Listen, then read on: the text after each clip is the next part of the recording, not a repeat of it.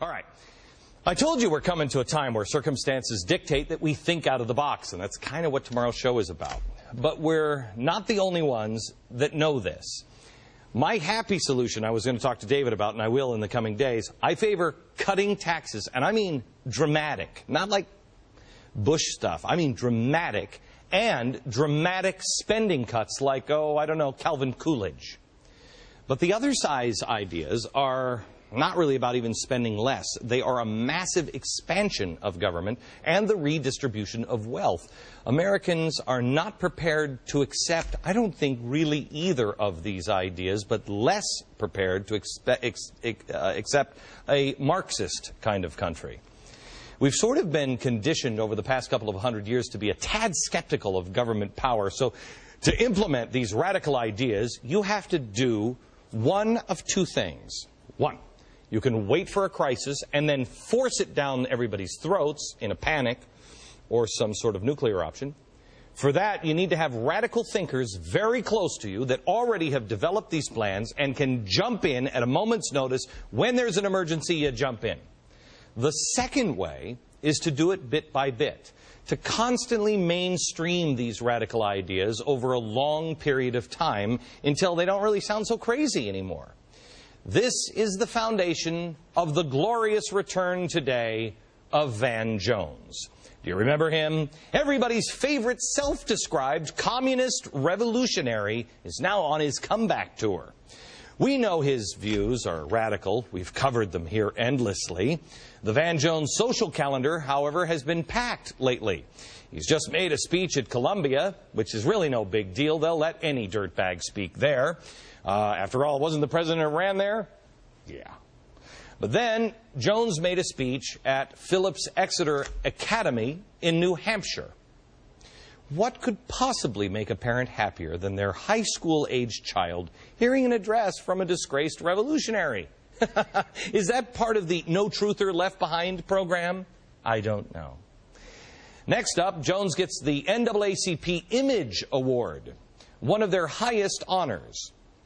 Now, usually this thing goes to people who have accomplished something, champions like Serena and Venus Williams, people who have broken barriers like Condi Rice, or somebody really, really big like the first black president. I wasn't aware that a few months of advocating for invisible green jobs before you exit your post in public disgrace qualified you for one of these awards, but what do I know? They didn't ask me to vote. Jones will also be at, and I kid you not, Princeton's Woodrow Wilson School of Public and International Affairs.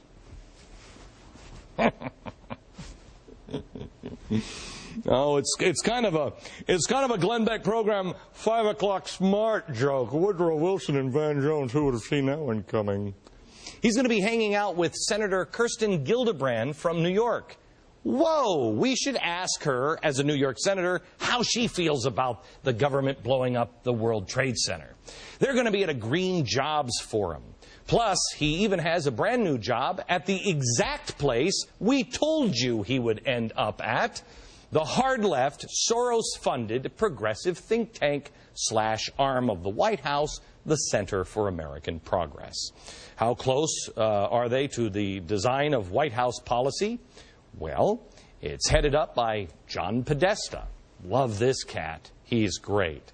John even announced the hiring of Van Jones. This is how they describe what he's been up to lately on their own website. Podesta served as a co-chair of President Obama's transition, where he coordinated the priorities of the incoming administration's agenda. A special interest group coordinating the agenda, oversaw the development of its policies, and spearheaded its appointments of major cabinet secretaries and political appointees. Oh, is that all you guys have been doing there? The ultra-left think tank with Soros? For any of you who thought that our president got rid of Jones because he didn't want a self-avowed communist revolutionary 9/11 truther working on his policies, apparently you were mistaken. It's basically if Tiger Woods got caught in bed with an exotic dancer and in response installed a stripper pole right there in his guest house while leaving the key at Scores. So we know that Jones now is close to the action. Now, remember how he reacts to a crisis in capitalism. How's that capitalism working for you? How's that capitalism working for you this year? How is that capitalism working for you this year? Okay, he doesn't like it, and that's the attitude. We have to look at other things because that evil capitalism isn't working out for us. Please, if you DVR'd this show, go back to the beginning 20 minutes of this show where I talk about what's coming. A lot of people probably think I'm upset about all of this, but I'm not. I didn't want people to fire Van Jones. I don't ask Van Jones to shut up. I want him to be heard loud and clear. I want places like the Center for American Progress to help fully unveil what progressivism really is. And there is no better way to do that than hire a revolutionary communist to excuse his blaming our government for the 9/11 attacks, to embrace the defense of cop killer Mumia Abu-Jamal, to snuggle up to a man who admits the Green Movement is just a step to destroy, quote, the exploitation and oppression of capitalism, I think is a fantastic thing. I don't know how much money he's making.